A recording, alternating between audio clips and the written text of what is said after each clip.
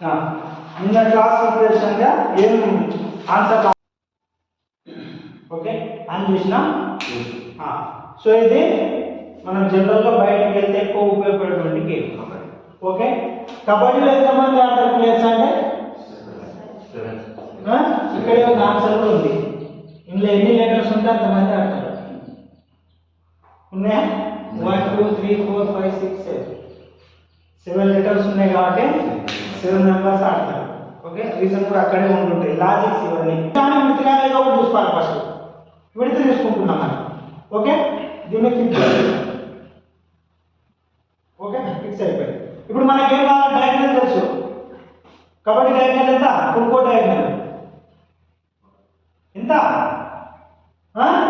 16.40 ఉంటుంది. ఒకసారి మనకు రాదనుకో, మనకు తెలుసు కదా డయాగ్నల్ అనుకోవడం ఎట్లా? L into L plus W into W is equal X and root. కొత్త మనకి డయాగ్నల్ వస్తుంది, బట్టి పట్టే అవసరం లేదు. అంటే కొన్ని సందర్భాల్లో అవసరం మనకు బట్టి పట్టడము, కొన్ని సందర్భాల్లో అవసరం లేదు. మనం ఈ మెథడ్తో చేసుకోవాలి. ఈ మెథడ్ చేసుకున్నప్పటికప్పుడు మార్చుకోవాలి. సో మనం ఒకసారి క్లాస్ మళ్ళీ కొట్టండి. 13 into 13 ఎంత? 169 into 100 కొట్టండి, ప్లస్ 100 కొట్టండి, 269. డివైడెడ్ బై రూట్ కొట్టండి. అట్లా దాన్ని 269 రూట్ కొట్టండి. అలా చేసి 269 కి రూట్ కొట్టండి. మనకు ఇప్పుడు డయాగ్నల్ వచ్చింది. ఎంత డయాగ్నల్? 16.40. సో ఇక్కడ మనం ఫిక్స్ చేసుకుంటాము, ఇక్కడ రెండు ఫిక్స్ చేసి ఉంటాయి. సో మనకి ఈ లెంత్ కావాలి కదా. సో ఈ నుంచి డయాగ్నల్ కొడతాము. ఓకే, ఫర్ ఎగ్జాంపుల్ ఇది వచ్చింది అనుకుందాం. ఎంతతో కొడతాము? 16.40 తోని డయాగ్నల్ కొడతాము. ఓకే, ఈ డయాగ్నల్ ఇట్లా వస్తుంది కాబట్టి ఇట్లా ఉండాలి డయాగ్నల్. ఓకే, ఇక్కడ నుంచి కొడుతున్నాం కదా డయాగ్నల్, ఇట్లా వస్తుంది. ఓకే, ఇది రాదు. ఇప్పుడు మనకు లెంత్ ఎంతో తెలుసు, మళ్ళీ పొడవు తెలుసు కదా. లెంత్ ఎంత రాసుకోవడం కదా. ఫస్ట్ చూడండి, మనకు రెండో కేసారి జరుగుతుంది. ఇప్పుడు పొడవు ఎంత అనుకున్నాం మనం? 30 మీటర్లు కదా. ఇక్కడ నుంచి 30 మీటర్తో ఇంకో ఆర్చ్ కొట్టాలి. ఇక్కడ నుంచి ఇక్కడ ఫిక్స్ చేసేసి ఇంకో ఆర్చ్ కొట్టాలి. ఈ ఆర్చ్ ఇలా కనిపిస్తుంది. ఓకే, ఈ రెండు ఎక్కడైతే టచ్ అయ్యాయో దాన్ని పైన తీసుకోవాలి. సో దీన్ని కలిపేసుకోవాలి అంతే. ఫర్ ఎగ్జాంపుల్ ఇలా వచ్చింది అనుకున్నాం ఇక్కడ. ఓకే, కలిపేసిన. ఇప్పుడు ఇక్కడ కావాలి. ఇప్పుడు మనకి ఈ విడత కావాలి కదా. ఈ విడత కావాలంటే ఇక్కడ ఫిక్స్ తీసుకోవాలి. ఇక్కడ నుంచి డయాగ్నల్ కొట్టాలి. ఫర్ ఎగ్జాంపుల్ ఇలా వచ్చింది, పెద్ద తీసుకోవాలి డయాగ్నల్. అంటే ఇక్కడ చిన్న కొట్టద్దు, దాంతో కట్టె తీసేసుకొని ఇలా మూసుకపోవాలి. ఎక్కడ కట్టేదో తెలియదు అన్నమాట. సో ఇప్పుడు ఇక్కడ రెండు వైపుల నుంచి కొట్టుకోవచ్చు మనం మళ్ళీ డయాగ్నల్. ఓకే, ఈ నుంచి 16 మీటర్తో 10 మీటర్తో కొట్టవచ్చు, విడత కదా. లేదు, ఈ నుంచి 30 మీటర్తో కూడా కొట్టవచ్చు, రెండు వైపుల నుంచి కూడా కొట్టవచ్చు. సో దీని నుంచి కొడితేనేమో ఇట్లా అవుతుంది, దీని నుంచి కొడితే ఇట్లా అవుతుంది. ఇక్కడ నుంచి కూర్చున్నాం కదా, ఇట్లా వస్తుంది. ఓకే, దీని నుంచి కొడితే ఎట్లా వస్తుందా? అది ఇట్లానే వస్తుంది, ఇట్లా క్రాస్ వస్తుంది. ఓకే, ఇట్లా ఇట్లా క్రాస్ చేయాలి. క్రాస్ చేసినాక ఒక దగ్గర పాయింట్ కనిపిస్తుంది. రెండు ఎక్కడైతే టచ్ అయితే అది మనకు మిడిల్ పాయింట్. ఫర్ ఎగ్జాంపుల్ ఈడ తీసుకున్నది అనుకున్నాం. ఓకే, ఇది సింపుల్గా దాంట్లో వచ్చినదే కదా. రైట్, ఇది అవుటర్ వచ్చేసింది. ఒకవేళ మనకి ఏమైనా ఇబ్బంది అనిపించింది అనుకో, ఇక్కడ నుంచి దీని మీద చూడాలి. కానీ ఇప్పుడు ఏమైతుంది? పడతలేదా?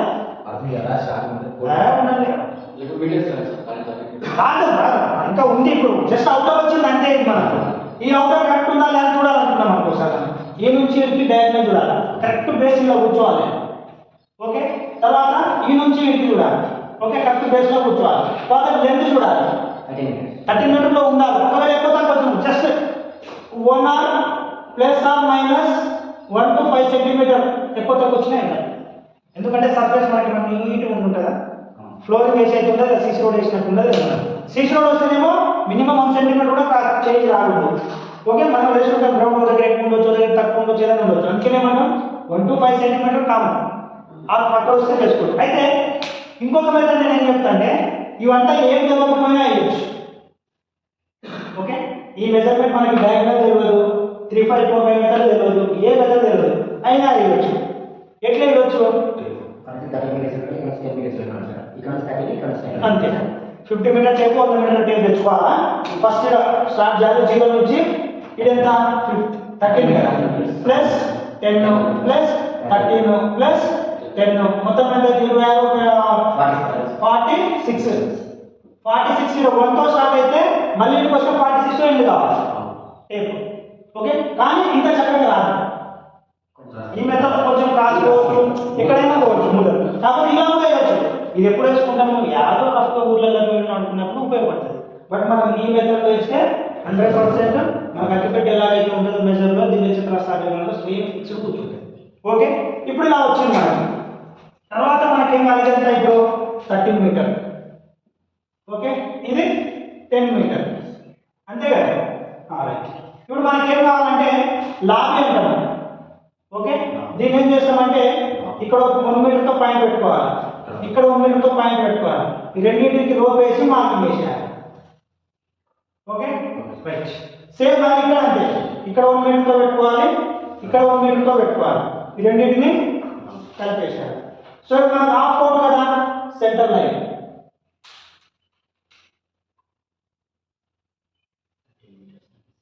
Centre line. ఓకే, ఇంకా మనకి ఏం కావాలి ఇక్కడ బాక్ లైన్ అంటాం. బాక్ లైన్, బ్లాక్ కాదు, బాక్ లైన్. తర్వాత ఏం కావాలా, బోనస్ లైన్ కావాలి. మళ్ళీ పైకి ఉంటుంది. ఓకే, ఓన్లీ ఈ కోట్లోనే ఉండాలి. ఓకే, సేమ్ ఇక్కడ baulk line and bonus line. Okay, తర్వాత ఇక్కడ సిట్టింగ్ బాక్స్ కావాలి మెజర్మెంట్ తర్వాత. Okay, sitting box.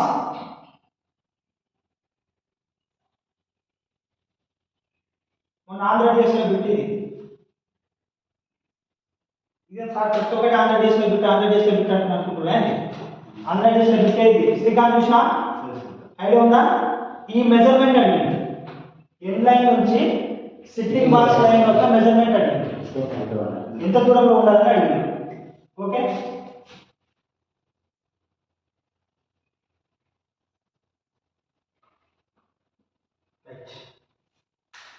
ఓకే, ఇది మనకు కబడ్డీ కోర్ట్ యొక్క మెజర్మెంట్. ఫీల్డ్ మార్కింగ్ 6 7 తీసుకున్నాడు కూర్చుంటాయి.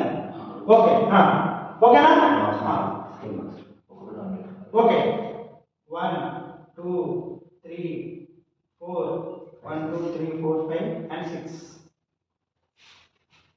1 2 3 4 5 1 2 3 4 5 6. ఓకే, 1 2 3 4 5 6 7 అంటే ఏమో కెప్టెన్ మొదలైపోతాడు. లేదు ఆల్రెడీ ప్లేయర్ యూనిట్ సరిపోతుందా అందరూ 7 ఎందుకు వేసుకోము సార్ లాస్ట్ కూడా అయిన తర్వాత మళ్ళీ అతను ఫోటోకి వస్తారు వాటి వేసుకోము, అందుకని అవసరం లేదు. ఓకేనా? ఇది సో మన మెజర్మెంట్స్ కావాలి. ఇది 13 మీటర్. ఓకే, ఇది 10 మీటర్. ఇక్కడేదమ్మా.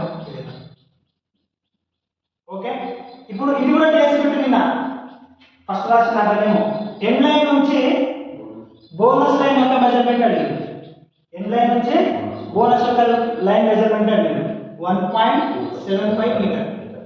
ఓకే, ఇప్పుడు ఈ నుంచి బాక్ లైన్, బోనస్ లైన్ నుంచి బాక్ లైన్ యొక్క మధ్య దూరం ఎంత 1 మీటర్. ఓకే, ఇప్పుడు ఈ నుంచి సెంటర్ లైన్ నుంచి బాక్ లైన్ యొక్క మెజర్మెంట్ 3.75 మీటర్. Okay, easy. ఈ లాగీస్ అంటారు మనం, ఇది 1 మీటర్ తో ఉంటుంది లాగీ.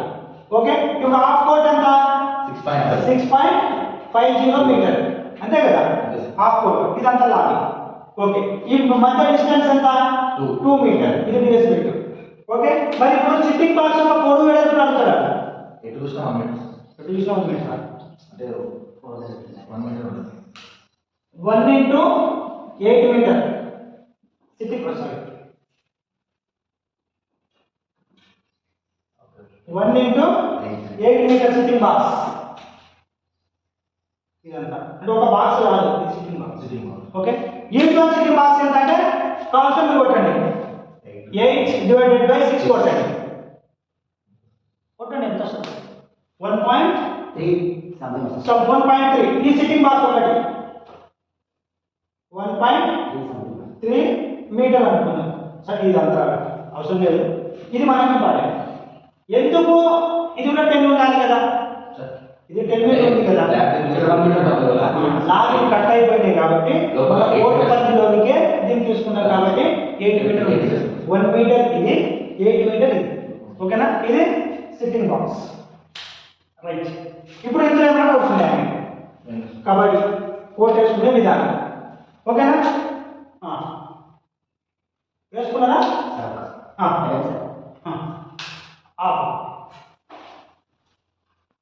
ఏం చేస్తాము? ఓకే, ఈ విధంగా వేసుకున్నాము, అయిపోయింది. సో ఇప్పుడు మనకి ఏం కావాలా? మార్కింగ్ అయిపోయింది. ఇప్పుడు నెక్స్ట్ ఏం కావాలి? ప్లేయర్స్ కావాలి కదా, ప్లేయర్స్ కావాలి. Okay, total team consist of 12 members. 12 members total team consist of. మొన్న చేంజ్ చేసి సార్ 14 మెంబర్స్. 14 కూడా తీసుకోవచ్చు. ఖచ్చితంగా 14 తీసుకోవాలి, 12 తీసేసాను. ఇది ఇంటర్నేషనల్ అయితే 14 తీసుకోవచ్చు, మామూలుగా 12 కూడా తీసుకోవచ్చు. అసోసియేషన్ చేంజ్ చేసి సార్ మొన్న రీసెంట్ ఉండొచ్చు. Total team consist of 14 members. ఓకేనా? రైట్. ఇందులో మెయిన్ ప్లేయర్స్ వచ్చి 7 and 7 substitutions. Okay, main player 7, substitution 7. మరి సబ్స్టిట్యూషన్స్ అందరినీ చేయొచ్చా? సబ్స్టిట్యూషన్ అందరినీ చేయొచ్చా? లిమిట్స్ ఉంటాయా?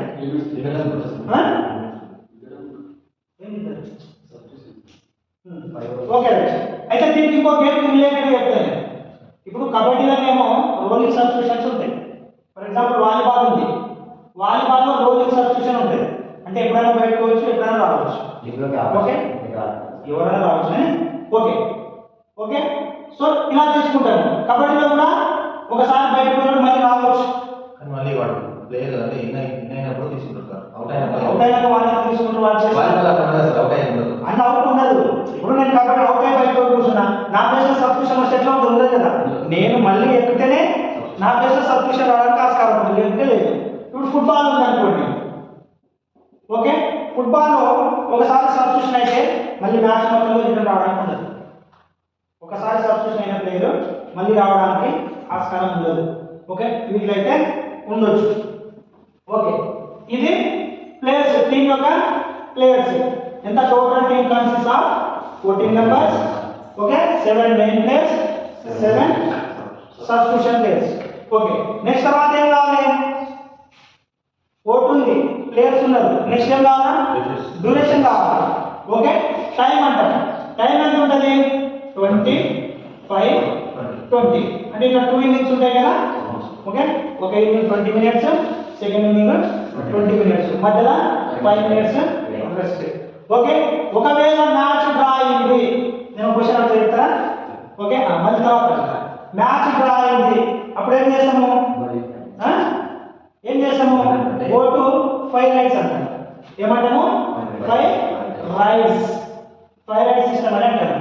ఓకే, మళ్ళీ ఇక్కడ కూడా డ్రా అయింది, అప్పుడు ఏం చేస్తాము? గోల్డెన్ రైట్కి వెళ్తాము. గోల్డెన్ రైట్కి వెళ్తాం అన్నమాట. సో దీని ద్వారా మ్యాచ్ అనేది ఫినిష్ కావాలి. నేను మీకు క్వశ్చన్ అడుగుతా. మా ఊళ్ళో నిర్వహించినటువంటి లీగ్ మ్యాచ్ లో కబడ్డీ ఫస్ట్ మ్యాచ్ డ్రా అయింది, అప్పుడు నువ్వు ఏం చేస్తావు? 5 రైట్స్కి వెళ్తావా?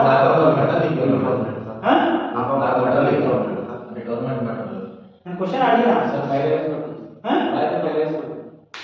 మీ ఊళ్ళో గవర్నమెంట్ లీగ్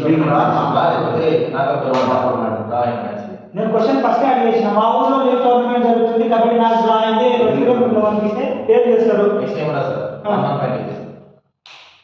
అది చూడాలి. లీగా అక్కడ జరుగుతున్న tournament knockout.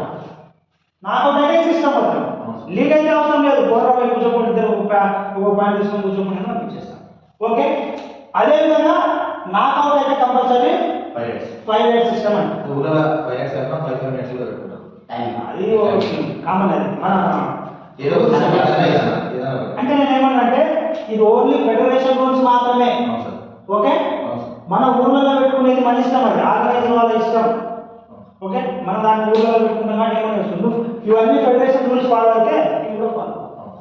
Okay, 5 right system ఉంటుంది. 5 రైట్ సిస్టంలో ఎలా తీసుకుంటాం? ఫస్ట్ నా క్వశ్చన్ ఏంటి? 5 రైట్స్ లో టాస్ వేస్తామా? ఏమన్నా ఏముంటే మరి ఎట్లా? ఎవరు స్టార్ట్ చేయాలి 5 రైట్స్? ఫస్ట్ రైట్ అంటే నేమ్స్ రాసుకుంటారు సార్. నేమ్స్ రాసుకోవాలి, యువర్ స్టార్ట్ చేయాలి కదా. Referee sir. అట్లా కదా, రైట్ పోవాలి, ఫస్ట్ రైట్, సెకండ్ రైట్ పోవాలి. వాళ్ళ నేమ్ అంటే ఫస్ట్ రైట్ ఎవరు, సెకండ్ రైట్ ఎవరు, థర్డ్ రైట్ అని. అందరి డిస్కషన్ కానీ five rights. Five right system లో ఏం చేస్తామంటే ఫస్ట్ రైట్ ఎవరైనా స్టార్ట్ చేస్తారో వాళ్ళకి ఛాన్స్ ఇస్తాం. ఆపోజిట్ వాళ్ళ ఫస్ట్ ఎవరు స్టార్ట్ చేస్తారో మనం ఇది కోడ్ తీసుకుంటారు కదా సార్. ఫస్ట్ ఆయన నాకు అంత అవసరం లేదు. ఫస్ట్ ఎవరైతే రైట్ స్టార్ట్ చేస్తారో వాళ్ళకే ఫైవ్ రైట్ స్టార్ట్ చేస్తాం. ఇది ఎలా చేస్తామంటే for example team A team B, okay, వీళ్ళని పిలుస్తారు, పిలిచేసి మీ రైడింగ్ ఆర్డర్ చెప్పమని అంటారు. సో నేను ఏం చేస్తా, జెర్సీ నెంబర్స్ ఇస్తాను. For example first right, second right, third right, fourth, fifth అని ఉంటుంది. ఓకే, దీని ఆపోజిట్ నేను ఏం చేసుకుంటా, 13, 12, 14, 1, 3 అని వేసుకుంటా. ఓకే, తర్వాత సేమ్ వీళ్ళకి వీళ్ళు ఏం వేసుకుంటా, 1, 5, 6, 8, యాభై జెర్సీ నెంబర్ 9, 10 వేసుకుంటా. ఓకే, ఇలా వేసుకున్నాక ఫస్ట్ రైట్ వీళ్ళు వెళ్ళాలి. ఓకే, సెకండ్ రైట్ వీళ్ళు వెళ్తారు. ఇప్పుడు నా అబ్జెక్షన్ ఏమంటే ఈ రైడ్లో నాకు ఏదో ఇంజురీ అయింది, వీళ్ళ ప్లేస్ నేను సబ్స్టిట్యూషన్ తీసుకోవచ్చా, మళ్ళీ ఏం చేయాలి, వీడు పోవచ్చా, వాడే సార్. వాళ్ళ రైట్ వాడే నాకు ఇంజురీ అయింది కదా, ఇంజురీ అయితే ఫస్ట్ వెయిట్ ఉంటాడు సార్. వచ్చినాక అయింది ఇంజురీ అయితే పాయింట్ వాళ్ళకి వెయిట్ చేస్తారు ఆయన. దీంట్లో సబ్స్టిట్యూషన్ కానీ ఆర్డర్ చేంజ్ చేయడం కానీ ఆస్కారం ఉండదు. సేమ్ లైక్ ఫుట్బాల్లో కూడా, ఫుట్బాల్లో కూడా మ్యాచ్ డ్రా అయితే ఇక్కడ 5 రైడ్స్ అన్నాం కదా, అక్కడ 5 షూట్అవుట్స్ అన్నాం, 5 షూట్అవుట్స్ అంటారు. ఓకే, సో ఇప్పుడు ఏం చేస్తాము, సీక్వెన్స్ లో పంపిస్తాం, ఒక తర్వాత ఓకే, వీళ్ళు ఒకసారి వాళ్ళే, వీళ్ళు ఒకసారి. సో ఈ టైంలో ఇక్కడ ఎవరు ఉంటారు, యాంటీ రైడర్స్ ఉంటారు కదా, వీళ్ళు 7 ఉంటారు. ఓకే, వీళ్ళు 7 ఉంటారు, వీళ్ళు 7 ఉంటారు. ఓకే, కానీ 5 రైడ్స్ మాత్రమే ఉంటాయి. 5 రైడ్స్ లో ఒక రైడ్ వస్తాడు, వీడు అవుట్ అయితే బయట పోయేది ఉండదు, అందులోనే ఉంటాడు. ఇదే మనం మధ్యలో అంటున్నాం జంగి పద్ధతి అన్నాం కదా, ఆ పద్ధతిలో ఆడుతున్నాం. ఇంకోటి సార్, డెడ్ లైన్ వస్తే పాయింట్ వస్తుంది. ఇంకా ఉంటాయి రూల్స్ ఉన్నాయా. ఓకే, ఇది ఫస్ట్. తర్వాత ఏం చేస్తారంటే రైడర్ ఎంటర్ అయితే ఇక్కడ ఈ 5 రైడ్ సిస్టమ్ లో ఏమవుతుందంటే ఏదైతే బాక్ లైన్ ఉందో ఇది బోనస్ లైన్ ఉందో మారుతుంది. ఓకే, ఈ 5 రైడ్ సిస్టమ్ లో ఈ బాక్ లైన్ అనేది బోనస్ లైన్ గా మారుతుంది. అప్పుడు ఈ బోనస్ లైన్ ఉంటుందంటే ఉంటుంది, కానీ దీనికి యూజ్ లేదు. దీన్ని కట్ చేసుకొని పోతే బోనస్ ఇస్తాం. ఓకేనా, సో ఇప్పుడు నా డౌట్ ఏంటి, ఈ 5 రైడ్ సిస్టమ్ లో బాక్ లైన్ ఏ లైన్ గా మారుతుంది, బోనస్ లైన్ అనే మాత్రం ఇంకేమన్నా మారుతుంది,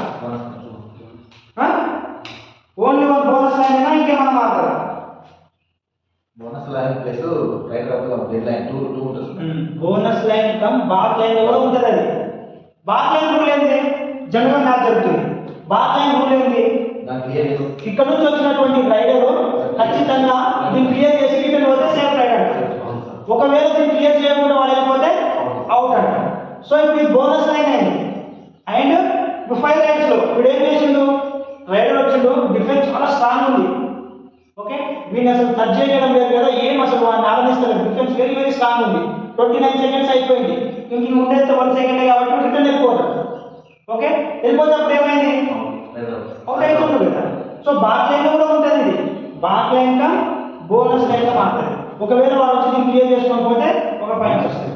ఓకే, రైట్, ఇది 5 రైడ్ సిస్టమ్. ఓకేనా, 5 రైడ్ సిస్టమ్ లో మీకు ఏమైనా డౌట్స్ ఉంటే అడగండి. ఆపుదామా,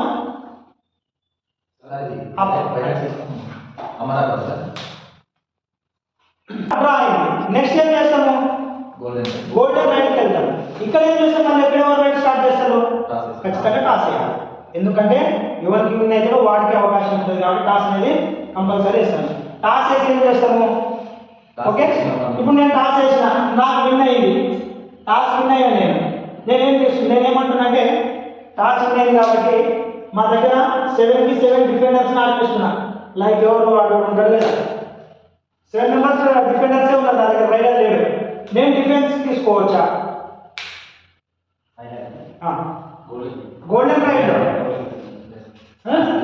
నేను డిఫెన్స్ తీసుకోవచ్చా, నా దగ్గర మొత్తం డిఫెన్సే ఉన్నా నేను.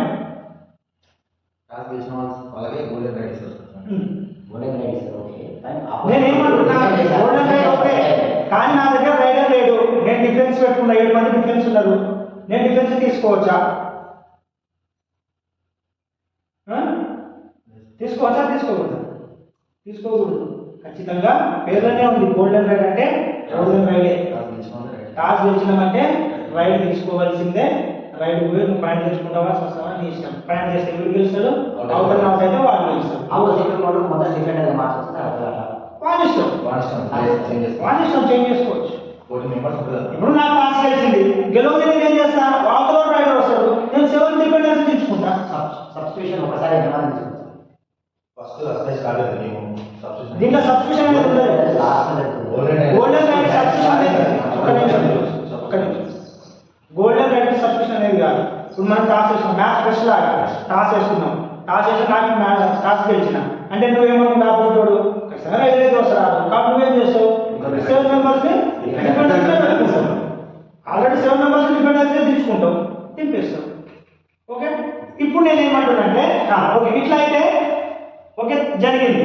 తర్వాత మీకు ఒకటి మీకు ఇంకా బయట దింపిన తర్వాత ఓకే ఉంటుంది బడ్జెట్. ఓకే ఇలాగా అయ్యింది, మళ్ళీ డ్రా అయింది. డ్రా అయ్యే అవకాశం ఉందా లేదా?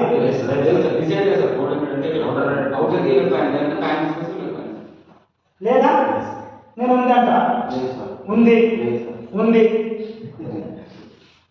నేను డ్రా చేస్తా. గోల్డెన్ రైడ్ అయింది, మ్యాచ్ మళ్ళీ డ్రా అయింది.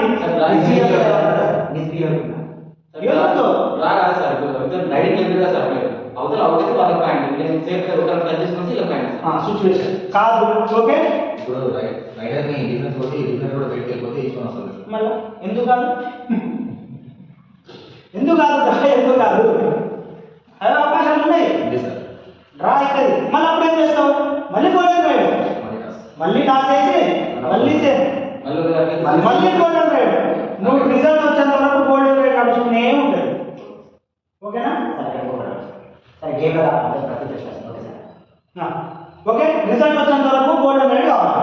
ఓకే నేను ఇంకో డౌట్స్ కూడా చెప్తుంది. ఇప్పుడు కిషోర్ చెప్పినట్టు అలా కూడా కావచ్చు, ఇంకో విధంగా కూడా కావచ్చు. ఎలా కావచ్చు అంటే ఫర్ ఎగ్జాంపుల్ ఒక రైడర్ ఎంటర్ అవుతున్నాడు. ఓకే రైడర్ ఎంటర్ అయినప్పుడు వీడు ఏం చేసిందంటే అనుకోకుండా లాక్లోకి వెళ్ళిపోయాడు డిఫెండర్. ఓకే డిఫెండర్ లాక్లోకి వెళ్ళిపోతే వీడేం చేసిందంటే ఆల్రెడీ వాడు లాక్లోకి వెళ్ళిపోయాడు అనేసి రిటర్న్ వెళ్ళిపోతాడు. ఓకే వీడు రిటర్న్ వెళ్ళిపోయాడు.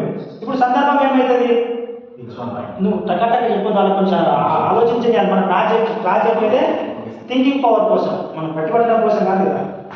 వాళ్ళ థింకింగ్నెస్ రావాలి, వస్తేనే అనుభవంతో నేర్చుకున్నది లైఫ్ లాంగ్ ఉంటుంది. ఓకే బట్టి నేర్చుకున్నది రేపే పోతుంది అట్లా. అందుకనే కాబట్టి వాళ్ళకు ఇన్వాల్వ్మెంట్ అందుకనే చేస్తున్నాను నేను. సో అదనేది వాళ్ళకి ఖచ్చితంగా గుర్తుంటుంది, ఏదో రోజు ఇట్లా ఎరుగుతుంది వాళ్ళకి. ఓకే ఇప్పుడు నేను ఏమంటున్నా, గేమ్ సిచ్యువేషన్ తర్వాత వెళ్తుంది కానీ ఇప్పుడే వెళ్ళినా చూద్దాం. ఓకే ఇప్పుడు సేమ్ గేమ్ సిచ్యువేషన్ వెళ్ళిందంటే ఇంకా ఓకే రైట్. ఇప్పుడు ఏమైంది, మనకు మ్యాచ్ డిసైడ్ ఫ్యాక్టర్ అయిందా? ఓకే మరి ఇప్పుడు ఎంత ఉంది, ఇప్పుడు ఏం కావాలి మనకు, మ్యాచ్ ఆడించడానికి అఫీషియల్స్ కావాలి కదా. అఫీషియల్స్ కావాలంటే కబడ్డీ ఆడించడానికి ఎంతమంది కావాలా, 8 మెంబర్స్ కావాలి. ఎంత కావాలి, 8 మెంబర్స్ కావాలి. ఇందులో ఒకడు రెఫరీ ఉంటాడు. ఓకే 2 అంపైర్స్ ఉంటారు.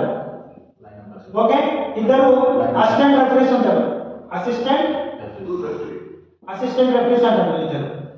ఓకే తర్వాత ఒక స్కోరర్.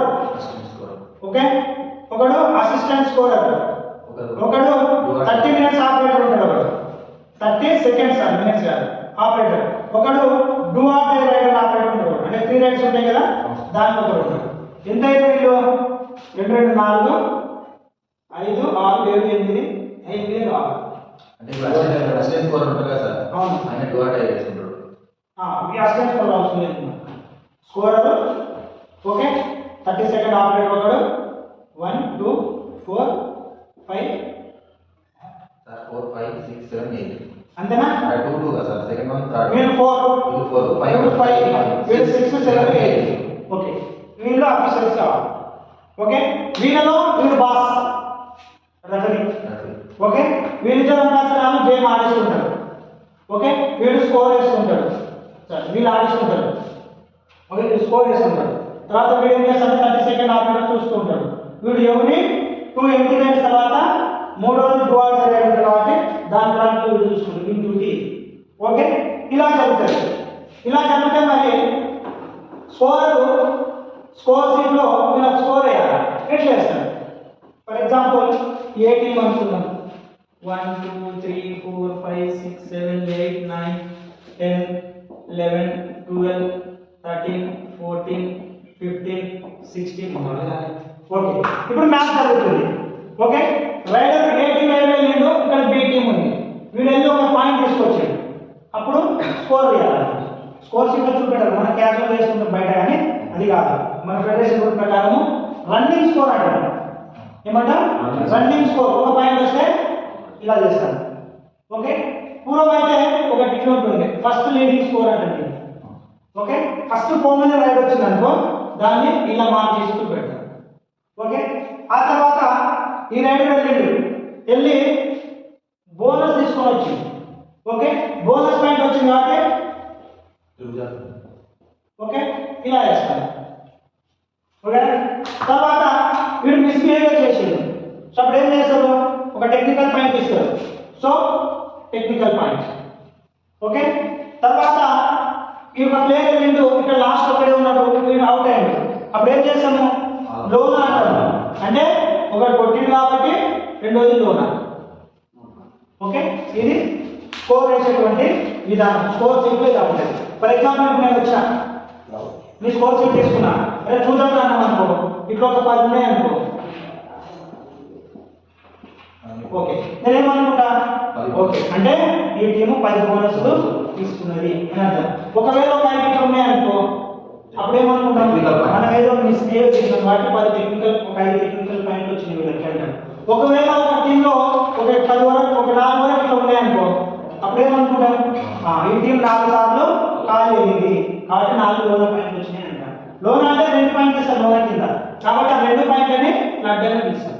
ఇది స్కోర్ షీట్లో వేసేటువంటి విధానం. ఇది వెరీ వెరీ ఇంపార్టెంట్. మన ఆన్లైన్ డేస్లో పెట్టింది శ్రీకాంత్, గుర్తుందా? రాసినావు కదా, రాసినావు, ఈ బిట్ వచ్చింది, నీకు ఐడియా లేదు. కానీ టెక్నికల్ పాయింట్ని దేనితో సూచిస్తామని ఆన్లైన్ డేస్లో బిట్టు మనం సర్కిల్ టెక్నికల్ పాయింట్. ఓకే, ఇవి ఇప్పుడు మనకు ఈ పాయింట్ సిస్టంలో ఒకటి బోర్డర్ అంటే త్రిభుజాల దాకా తీసుకున్నప్పుడు టిక్ మార్క్ పాటు సర్కిల్ తీసుకోవడానికి ఉంది. దీని గురించి హిస్టారికల్ బ్యాక్గ్రౌండ్ ఏమన్నా సార్, దీన్ని ఇక్కడే తీసుకోవాలి. ఫెడరేషన్ రూల్ ఫెడరేషన్ రూల్ ప్రకారం మనకు తెలుసు, అట్లా ఇవ్వాల్సిన దానికి రీజన్ ఎక్కలేదు. ఎందుకు అంటే సార్ త్రిభుజం ఎందుకు ఇవ్వాలి, ఇట్లా సర్కిల్ ఇవ్వచ్చు అనవచ్చు, లేకుంటే ఎందుకు ఇట్లా అనవచ్చు అనవచ్చు, మనకు తెలియదు. ఫెడరేషన్ రూల్ అనేది దాని హిస్టారికల్ బ్యాక్గ్రౌండ్ అయితే మనకు తెలియదు, ఉందో లేదో కూడా ఎవరు చెప్పలేదు ఇప్పటి వరకు. వాళ్ళు ఫ్రేమ్ చేసి మనం చదువుకోవాలి ఫెడరేషన్ రూల్ ప్రకారం. ఓకేనా? ఇది sir first leading point fellowship ఉంది కదా, అది అంటే ఫస్ట్ పాయింట్ లేకపోతే అయితే గతంలో ఏం చేసేవాళ్ళంటే మ్యాచ్ డ్రా అయితే ఫస్ట్ లీడింగ్ పాయింట్ ఒకటి వాళ్ళు చూసి ఇచ్చేవాళ్ళంట. ఆ గమన పద్ధతి ఆ పద్ధతిలో ఆడే కాలంలో. ఇప్పుడు దానికి ఫస్ట్ లీడింగ్ పాయింట్ ఎట్లా అంటే నువ్వు ఫస్ట్ పాయింట్ తెచ్చుకోవాలంట. ఫస్ట్ ఏ టీం తెచ్చుకున్నది ఎవరు తెచ్చారు, వాళ్ళు ఫస్ట్ పాయింట్ ఆ షేప్ ఒకటే లీడింగ్ ఫస్ట్ లీడింగ్ పాయింట్ అని ఉంటుంది, ఒకటి మాత్రమే. తర్వాత అన్ని రన్నింగ్ స్కోర్సే ఉంటాయి. రన్నింగ్ స్కోర్ అయితే ఇక్కడ తీస్తాము, లోన్ అయితే 2 కలిపి అంటాము. ఫస్ట్ పాయింట్ వేసి సెకండ్ 2 పాయింట్ అంతే. లోన్ ఫస్ట్ ఒకటి టచ్ చేసి ఉంటాడు కాబట్టి వాళ్ళకి రన్నింగ్ స్కోర్, తర్వాత లోన్ అయితే ఒకటి 2 ఇట్లా స్కోర్ పెడతాం. టెక్నికల్ స్కోర్ వస్తే టెక్నికల్. ఓకే, ఇదేమో బోనస్ ఫస్ట్ లీడింగ్ అంటే ఫస్ట్ పాయింట్. ఓకేనా? ఇది స్కోర్ వేసుకునేటువంటి విధానం స్కోర్ షీట్లో.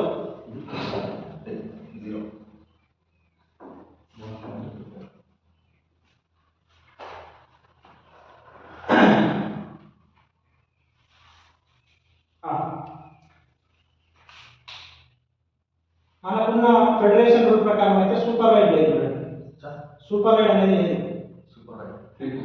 ఫెడరేషన్ రూల్ ప్రకారం సూపర్ రైడ్ అనేది లేదు. ఇప్పుడు నాకు కేకేఎఫ్ రూల్ ప్రకారం అయితే సూపర్ రైడ్ అనేది లేదు. సూపర్ ట్యాకిల్ ఉంది, డువా డైరెక్ట్ అనేది ఉంది. ఇది 2018లో మన తెలంగాణ గ్రూప్లలో పెట్టు. సూపర్ రైడ్ లేదు. ఓకే, సూపర్ ట్యాకిల్ ఉంది, మళ్ళీ డువా డైరెక్ట్ ఉంది. మళ్ళీ ఈ మధ్యన ఏమన్నా కొత్త రూల్స్ సూపర్ ట్యాకిల్ చెప్పిన వాటిని కూడా. ఓకే, ఇది